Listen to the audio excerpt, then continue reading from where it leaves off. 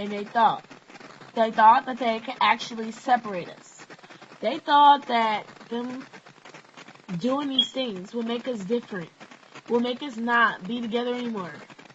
Nope, didn't happen. Because you're my Gigi for life, and I love you. And you're one person that really, really, really means something to me. Like, we've had a relationship that nobody else could replace. I mean, me and Natia, we're blood cousins, but me and you, we have a friendship-based friendship that nobody could ever replace. We're practically like cousins, and we've been knowing each other for I don't know how long. Our little silly arguments, they don't even compare to what we're going to get into in the future. And they didn't break us, and they never will.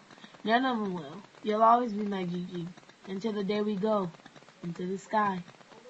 Well, I love you, and I'll see you tomorrow.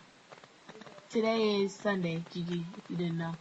May 20-something. But yeah, I love you, and I always will. Messages from Weezy. Never forget me, Gigi.